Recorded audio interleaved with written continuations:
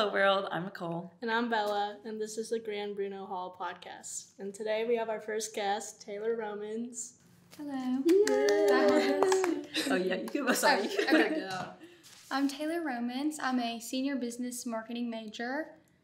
So, can you tell us about like the positions and involvement that you hold on campus? Yes. So right now I'm community coordinator for our freshman women building. So that's Maggie and Cullen. I used to be cheer captain, but I resigned. I applied to be, a Southern ambassador. Got it. Never did it. I was on Quest 2 for 2 months. Didn't like that either. I think that's all I've done. So, you said that you're a CC for Colin and Maggie. Can you tell us about like your craziest experience that you've had as an RA? As an RA, my first year, I was a sophomore and I was in the apartments, and every single one of my residents were boys. They were men. I think I only had 2 women residents, and they were like seniors and they were AOPI, so they're really nice. And this was during the COVID era where you couldn't have like more than like 5 people in your apartment. Yeah. And these boys that I had, they just loved to throw parties. They loved it, and I was new and I was afraid. I didn't know what to expect. And I lived with Leah at the time. She was my bestie.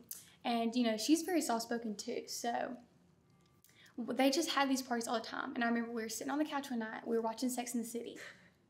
And I just heard the bass and everything. And I was like, you know, it's too much. This is the last straw. So I called another RA.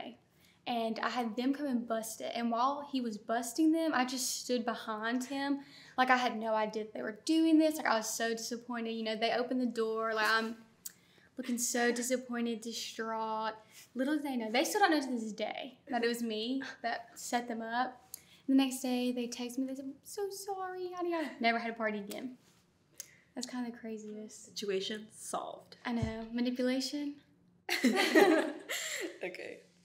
Do you have any fun resident stories? Yeah. So, I've only done like 1 year. This is my first year as an RA, so I don't have like that many crazy ones, but I think like just the weirdest thing that's happened to me, I was in the shower, so like the communal showers, and I'm showering away, and then a girl just like walks into the next shower and she starts showering, and I'm like, okay, this is like normal, you know, we're showering. And I look down and I see 2 pairs of feet, and I'm like, I was like, dang, are her and her roommate like that close to one another? Like, that's weird. Me personally would not be showering with my roommate. I look a little closer, men's feet, straight men's feet. I was horrified. I was like, no way that there's a man right beside me showering.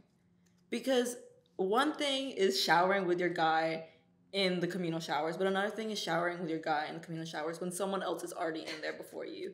So they knew that I was in there. Like, there was no way that they did not know that I was showering. So I grabbed my things and left. I could not sit there with a man in the shower next to me.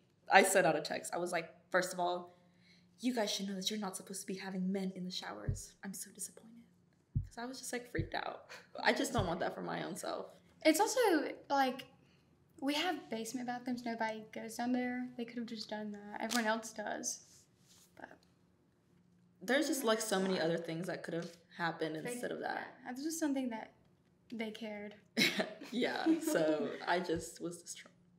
So moving on. I've seen you with your pet on campus. And how's that? So Oscar's lived with me since sophomore year. We even shared a dorm last year. He is a pug, so he doesn't really need a lot of exercise, about 30 minutes. But I don't know what I would do without Oscar here. It's just like knowing that there's something else there. He's my emotional support animal, and like he really does that, and it's so crazy, but I think he would like probably to have more space for me. Going along with that, how did you meet Oscar? So I've always been a dog person, and I wanted a dog so bad, and my mom actually got scammed. She fell victim to this Facebook page. It was like, pug puppies for sale. Like, looking back now, we should not have fallen for that. But I think that we were just naive. And so then she paid them $500, like sent them like a money order from like Walmart or something. And obviously no pug came. And she reached out to a breeder. I think he was from Gadsden. And I think Oscar was like, he was probably the runt. He was like the last one. They sold him to us cheaper because they felt bad for us for being scammed. And ever since then, it's been me and Oscar. Do you have any funny stories with Oscar? Funny stories with Oscar. Oscar has had 2 foreign body surgeries. We refer to them as his gastric bypass, his little liposuctions. He just likes to eat random things. Once it was ponytail holders. God. Another time it was a twig. It was like this big. It was really thin. And he just ate it. So he's done that. He doesn't really like other dogs. I feel like he doesn't even know that he's a dog. I think he would resonate more with a cat. Yeah. He likes to sit on like armchairs. He likes to stare out the window. Do you have any outfits for him? I recently just started dressing him in sweaters, and it's because there is another dog on campus, Franklin. If you guys know him, he's a Yorkie. He's very well kept. He's like so well taken care of. He has the bark box and everything. And Oscar just doesn't have that stuff. So I did start branching out and buying him sweaters, but they are like all from Walmart. So like, yeah, but he doesn't mind them. I don't think. But would you consider him a resident? I feel like since I don't have residents this year, he's definitely something that I have to look after, because I don't have a bunch of young women to tend to. And then last year when he was in my dorm, I don't even know how we lived there, because you would think it's so small, but I don't have any like bad memories or anything. Would I consider him a resident? No, he's too high and mighty. I don't think he would ever live here by choice. Yeah. So you were my RA last year, and now you're my CC since I'm an RA on the 2nd floor. How was it like maintaining my floor last year? So last year was my first time in the women's dorms, or back there. I lived there my freshman year. I was a Cullen resident on the same floor, 2nd floor. And I didn't really know what to expect. I thought that, I was going to be with freshman girls, and they were going to be crazy, and they were going to be partying, they were going to be drinking, and I was going to be, tending to them in the bathroom. And that was really far from the case. I learned so much from each of the young women on my floor. I guess like when you're older, you have this thing where you're like, I'm so smart. Like, they're just going to learn so much from me. But I feel like it was completely the opposite. Especially you and Monisa. Monisa has just taught me so many things that just have never even crossed my mind. And those are like lessons and teachings that I will carry with me for the rest of my life. I miss being a resident, like a freshman RA. It's like being CC is fun and it's fulfilling, but it's in a different way. But then sometimes I look at these residents and they're a little crazy, so then I'm like, maybe I dodged a bullet. Like, one and done was probably good. Yeah. But yeah, I think I learned a lot. It wasn't half as crazy as I thought it was going to be. And it's more enjoyable. Like, when I had boys, everyone was probably like, it was so easy. And another thing is when I was over men, everyone told me that, like, I needed to be so firm and, like, I didn't need to be myself. And so, like, for the first 6 months that I had male residents, like, I couldn't build a relationship with them because I was too busy, like, trying to, like, lay down the law, which they really didn't even need. And once I kind of just, started being chill and being myself, that's when we formed our relationships. So if you're ever over men and they're like, oh, you don't need to be who you are, like, that's not true. Yeah. Because they're not going to respect somebody they don't know. Yeah. So I feel like it takes a lot going back to the freshman dorms. I thought it would, but my freshman room was so cute and perfect. I loved having a small, cozy space. I loved knowing that outside of my room there was always friends. Mm-hmm. I didn't really feel like there was an age gap. Like, I could go in the common room at any time and just hang out with everyone. Like, Right. we were the same age, we were the same friends. I still sit with, like, you guys all the time. Yeah, I was gonna say, I feel like a lot of people put a bad rep of being an RA. Like, I remember when I told people, like, oh yeah, I'm a freshman girls RA, they're like, oh, you got like the bad end, the short side of the stick. But I don't think that that's necessarily how it'd be. Like, how would you react to people saying that those dorms are bad experiences or that it sucks having to go back? I would say you always want what you don't have. So, like, when you're in the freshman dorms as a freshman, you want to be in the upperclassmen. But once, like, since I was in the upperclassmen, I saw what that was like. Like, I didn't create the relationships that I wanted to. Like, I didn't have, like, I wanted my residents to look at me and be like, oh, she's so cool, she's so fun. And obviously that didn't happen. So, and going back to the freshman dorms, I was upset because it does have that reputation, like, oh, freshmen, like, you're getting demoted. And then when I got to the freshman dorms and I saw what actual impact I was making and the people that I was meeting, like, I just knew I had a much better experience as an RA than maybe my peers in other buildings. I love having an all-women staff. I think that, we're all so hardworking. Last year we were all hardworking. And I feel like men just get off like with doing nothing, Yeah. and I don't like that. So I can't imagine like being in another building and like putting my all into a bulletin board and someone else just doing the bare minimum and them being praised for that. Like that would drive me crazy. So Yeah. So when did you decide your major? You said it was business and marketing. When did you decide that major, and how did you know that that was what you wanted to go into? I decided that kind of just like going into freshman year. It's not something I really knew that I wanted to do for the rest of my life, but like going here, there's not a lot of options, and I was never going to do anything in the healthcare field, and I don't think I could handle being a teacher. So it was kind of like business is just like a catch-all, I guess. Like I felt like you can kind of do anything with it, so that was kind of my expectations. It's just like hopefully I'll get a job. Right. And you said that you liked having like an all-women staff as an RA. How does it make you feel like going into a business world where most of it is male dominated, and like knowing that you're going to have to deal with men who do slack off and get a bunch of praise for that? I think it's definitely going to be challenging, especially because I am a girly girl. I love pink and I love wearing heels and I love doing all that stuff. And people will look at that and think, oh, she's dumb. Yeah. She's ditzy. Like, that's just something that's going to happen, and it's always going to happen. It's just always going to happen. But I think it is what it is. You can't really get away from it. You can't escape men, unfortunately. I would like to, but... And I want to pursue a more fashion-y career, I'm thinking. So hopefully the men that I'm around will be used to being around women like me. So that's kind of what I'm hoping. So you have an internship. Can you tell us about that, how that came to be? So one night I was doing like a LinkedIn deep dive because I'm a Virgo, so I like to plan my whole life. Like in a night, I need to know exactly what I'm going to do. And so I was on LinkedIn and I saw Dillard's. And I'm from a small town and we have a dead mall. And it's like the only stores open are like Belk and Dillard's. So I'm a big Dillard's girl prior to the internship. And so I saw that they hire, you know, right as you graduate, what is it called? Fresh out of college. Yeah, fresh out of college, post-grad, they hire like right out of college. And so I was like, okay, perfect. So then I started searching high and low on the internet for like an internship, and there was nothing. So I was on their Instagram, and they would do like takeovers. So like a buyer for handbags or an assistant buyer for shoes would do like a takeover for the day. And there was a girl there, her name's Madison, and I just clicked on her page and I followed her. And I was like, I'm going to keep looking, but if I can't find anything, I'll just DM her. Because I didn't want to do that because I know that that can come off as probably unprofessional. And I didn't want to seem like I was like trying to cut any corners. So I looked and I couldn't find anything. And then I feel like it was like February or March. And I finally was like, okay, I'm going to DM her. And I did. And I was like, hey, like, I just wanted to reach out and ask you if there was like any advice you had. Like, you look like you really love your job and I'd really love to work for this company. Like, is there anything that you know about or anything that I could do? And she was so nice, which I feel like I was so lucky for, because it was like 1 in a million that I reached out to somebody that wanted to help. Yeah. And she did, and I applied, and then I got the internship, and then I moved to Little Rock for the summer.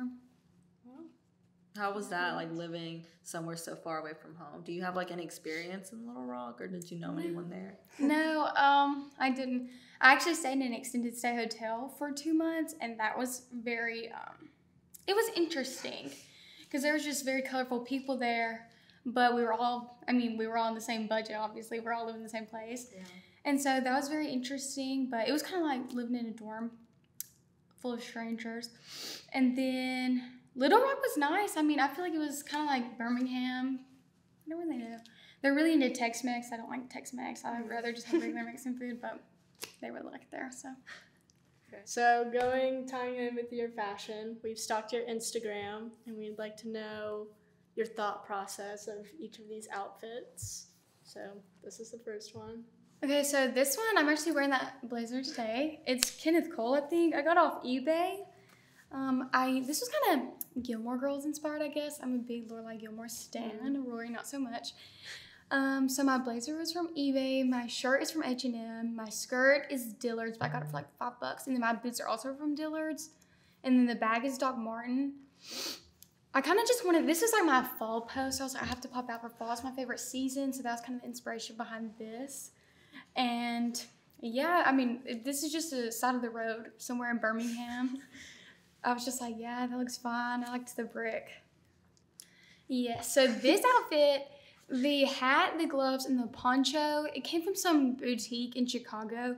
My grandmother, she has to go there for some doctor's appointments sometimes, and she found this. I've actually had it for years, and I've been waiting for the right time to bust it out. And at first I was thinking, oh, like I should contrast it with leather pants. But then I was like, I just feel like it's too harsh. So I decided against it. So then I found those cream pants, I think at a Goodwill. They're Ralph Lauren, they're corduroy, they're super cute, and they just match perfectly. And then the shoes, they are also from Dillard's. And they're kind of like is it tartan print? I don't know. They're like a red plaid, so they're kind of Christmassy. And that's when I tied it in with Oscar's red sweater, but his sweater's from Walmart. Okay. Yeah.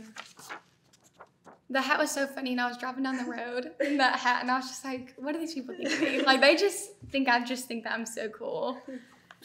Okay, last one. So this outfit, also, everything that I do is very curated. I don't just do anything. I just don't put anything on. I'm very, like, intentional in the outfit, so this is also one of those scenarios. The hat, I think that green color was just really popular at the time, so I bought it. I don't watch the Yankees. I guess that's who that is.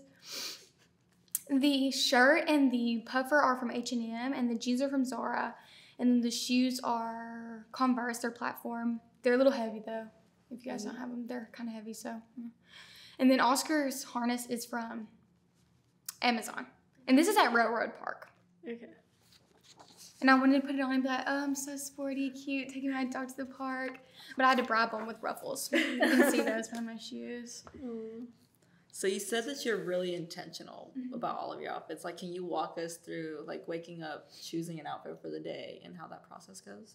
So my grandmother is actually the creative mind behind most of my outfits, I would say. If I have a question about anything, I'm going to go to her. And she's going to say, have you left the house yet? And then I have to say, yeah. She says, well, next time, choose a different pair of shoes. So it just kind of depends. I guess I would check the weather and then kind of go from there. I'm big on turtlenecks. So I think buying a turtleneck is always a good idea, and then just throwing it on with anything. You can put anything over a turtleneck, a sweatshirt, a jacket, a blazer. You can put jeans on. These other pants are from Princess Polly. I hope that you guys can't see my calves with the pants on. I kind of I don't know. I like to thrift a lot, and I like to buy things and just mix them. I try to find inspiration online, but it's kind of hard because not everyone has the same style. So I just kind of pick things, ask my grandmother if she likes them, or I let her pick it out. Like, I'm like, I want to wear this. What do you think would go with this? And then she kind of tells me. What's your favorite thrift store in Birmingham? Birmingham, probably a Goodwill. I like Goodwills. I don't really go, like, I know the Great American Thrift Store. I don't know if they have one in Birmingham, but I've been to 2 of those, and I don't really like them. They're just overpriced and picked through. I feel like a lot of people have, like, a stigma behind Goodwill. Like, they don't want to go because, like, they think it's, like, beneath them or whatever. You'll find some of the greatest pieces, and you can really do anything. You said that your grandma is, like, a very big fashion inspo. Do you think she's the one that kind of inspired you to get more towards fashion? Or, like, how did you come about that? I guess I'm going to say I love clothes, and my grandmother loves to live vicariously through me. So we just love to go shopping, but we find deals. So that's kind of a big way that we've bonded. We also really love shoes. So I guess just, like, associating, like, all my times going shopping with my grandmother, those are 2 things that I love. So it makes sense that I'd want to pursue something out of that. I just love clothes, and I love the way that clothes make people feel. There's actually this boy in my embroidery class. I'm not sure his name. I haven't asked him yet. But I remember on the first day of class, he wore these pants, and they were super cool. They were almost like bell bottoms, and they had, like, buckles on them. And I thought it was really interesting, and I complimented him today, actually. And then he complimented me. And I thought it was just cool, like, how people who are interested in things recognize. Yeah. Real recognizer. Yeah, drip recognizes drip. Can you explain this outfit? This outfit? Walk us through this outfit. What specific were you going for today? Today I knew it was going to be rainy, and I also wanted to look, like, very nice for the podcast. So I was trying to think of something that would kind of match the gloomy day. So I was thinking, I'll do a red blazer. I actually almost wore the same button up that I wore in that picture, but it's kind of restricting, so I was like, So I have this bodysuit on from Zara. I don't recommend it. I love Zara, but I do think that some of their things is, like, cheaply made. And then these pants are from Princess Polly. I also wouldn't recommend them. And then I have my Doc Martens I've had since, like, senior year or junior year of high school. They're a little scuffed because I wore them to the row, but I try to take care of them. So just kind of go with my vibe. Like, the blazer is obviously a pretty statement piece, so I didn't really need to do much other than, like, put everything else under it. That's kind of what I was thinking. So you mentioned the row. I think that the row is a very BSC staple thing. Do you have any funny row stories? I remember one time I went to the row and I was dressed as Black Widow, and I was going down the stairs of a frat house. Not my frat house, I was just walking downstairs, and someone said, "Black Widow," and I said, "Yeah." That's a moment. Going on to talk about BSC things, what are some long-term skills that you've gained at BSC, and how do you think those will benefit you? I suppose I should say critical thinking skills, because that's what they teach us here. Embroidery, I'm not that good at it. I don't know. It's okay. We can go on to the next I feel like, yeah. So, with recent news, how are you feeling about the recent news about the school at risk of shutting down? I know you're a senior, so it doesn't really affect you. I think that it does suck. I can't imagine like being a junior and then having to find, or sophomore, and then having to find a completely different place to spend the rest of your college career, especially with like the stuff that we have to take, like culture credits and things like that. And then we don't have basics, so I don't even know how that would transfer. So I really can't imagine doing that, but I think it also sucks because there is a community here at BSC that is nice to have. I like knowing that I can walk from my room to the gym or from the gym to the caf, and I don't really have to feel like someone's gonna snatch me up. So I think that's nice. I know that everyone kind of makes fun of the honor code, but I do feel like it does hold its weight. So I feel like, it just sucks having to leave the environment that we have here where we're almost like coddled and like protected to have to go somewhere else that's probably not like that. Yeah. I feel like when I'm inside the gates on campus, I'm like in a different world because I find myself like outside of my campus living by that honor code. Like I leave my car running or laptop in a Starbucks and expect it not to be touched. Yeah. But so I feel like in that way, BSC has really instilled like some sort of trust. pride and trust. Yeah. Yeah, that makes sense. I feel like you said, also the community at BSC, I think that our professors are a different level of caring. I think a lot of our professors will go out of their way to help us and to make sure that we're thriving in the career field that we're in. And maybe other universities also have that, but I feel like whenever I talk to other people, a lot of their professors are there for the job instead of there for the community and the students. Yeah. So what's something that you've gained at BSC that you feel like you couldn't have gotten anywhere else? Probably a degree. I don't think that I could have survived in a class full of like hundreds of people. I feel like there's no accountability if you're just a number. And at BSC, like you have to show up, you have to do everything. And I feel like they also make it easy to go from one year to the next. Like you kind of just have to fill out your student aid, whatever you have to do, pay your tuition, and then you're just ready for the next year. I know Xavier, he went from community college to UAB, and it's just harder. So I feel like I've gotten very lucky with just having like an easy 4 years. Yeah. With that, you must have like made connections on the BSC campus. So how do you think those will affect your outside life? I think that I've met like one of the most influential people that I've met at BSC is Kobe Martin. He graduated. And he just holds himself to such a high standard that I've been able to follow and hold myself to that standard. And I think that that's probably a connection that I'll have for the rest of my life. And that's a person that I'll look up to for the rest of my life. And I wouldn't have met him if I hadn't gone here. So I think that's one of the ways. So with starting your last semester of senior year, what's some advice you wish you would have had before the start of the school year? I guess that it flies by. Everyone says that. I don't really know advice. I mean, just push through. Sometimes things suck, but it's not a big deal in the end. Oh, also, I probably wouldn't have taken a position in my sorority senior year. That's some advice. Don't do that. Oh, is that like, do you think that goes a little bit too much into your like academics? Is it too time consuming or? I think I just started to care about other things. So I didn't put my all into it, which I feel like is kind of a letdown. Yeah. But I did my best. I mean, I still did really good. Just probably could have done a little bit better. And since we're entering a new year and it is January, how do you feel that you've changed from last January to now? I think that I've just matured all around. I think it's not because I've done anything different, besides I'm just looking at different paths now. Like, last January I was going into senior year, so like I was still going to be coming to BSC. Everything was still planned out and in order. And now that I'm having to plan my life outside of BSC and do it, on my own and find somewhere else to live and not get free housing, which sucks, that's kind of where my mind's at. I'm constantly always thinking about, where am I going to work? What am I going to do? How much money am I going to make? Where am I going to live? Is it going to be hard? Am I going to have to struggle? Things like that. Where do you think you'd like to live after graduation?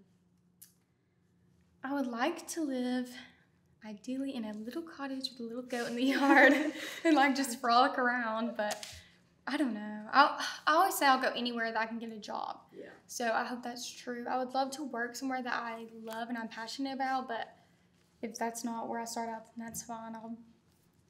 I just want to be stable. Yeah. And I feel like with business, a lot of people kind of assume that you're going to go straight into that 9-to-5 corporate job. Mm-hmm. Is that something that you think you're going to have to end up doing, or that you would hate doing? I think I would actually love it. I would love to have a cubicle. I just love the idea of just being stable. I know that's probably crazy for a 22-year-old to be thinking about, but just like having a stable job and a stable place to come home to. Like, I think I've watched my mom, everyone in my family works. Like, I don't have anybody in my family that just has like, a more relaxed job. My mom, she's a GM for Cracker Barrel. She has to work physically every day. My grandmother, she's like 60 something. A lady never reveals her age. And she like works at the gas station up from our house. And my grandfather, he's a little bit younger. He likes the older women, but he works at the plant in my hometown. So like everyone in my family works. So I think that's just like what I expect of myself and what I'll continue to do. Mm-hmm. So I just want stability, want a career, want to work my 9-to-5, come home, watch TV. Yeah. And you told me that you're a first generation college student. How was like your transition from high school to college? Because I feel like mine was kind of like a huge culture shock, and it was probably not an easy process. And I don't think it was easy, especially at a private institution and a PWI like BSC. But how was that for you? I would say it was definitely hard. Me and my mom are very close. We have a super close relationship. My whole family lives on the same street. And so, like, coming to Birmingham, even though it's only 2 hours away, it was, like, a big leap. I remember the first week that I was at school, I couldn't even look at my mom. Like, we could not even FaceTime because we didn't cry. And now she, like, doesn't even answer my phone calls because she's busy. But, like, it was so hard, and I didn't know what to expect. And my mom never went to college, so she didn't know what to tell me. And when my grandmother went, she was older. Like, she had already had kids, so she was just, like, going to school and coming home and being a mom. So I didn't know what to expect, especially everyone here is pretty wealthy, which was different. I mean, my family obviously does everything they can to keep me up to date with everyone else, but, like, it's just crazy. The credit card swipe fees, like, doing all that stuff it's absolutely crazy. I told her to bring an item that means a lot to her. Ooh, this is my special item. Okay, tell us about your cute little special item that you brought today. This is just a dog collar that Oscar sometimes wears. He mostly wears harnesses, but I couldn't take his harness because it jingles and he would have known. But I brought this because recently me and Oscar, we've just been really close. We hang out every day. So I guess he's my special item. I've always been a dog person, like I mentioned earlier, and I don't know where I would be. Well, I guess I'd still be here if I didn't have a dog, but it'd be harder. And I'd probably be a little bit unhappy. Yeah. Well, thank you so much for joining us today, Taylor. Thank you so much for having me.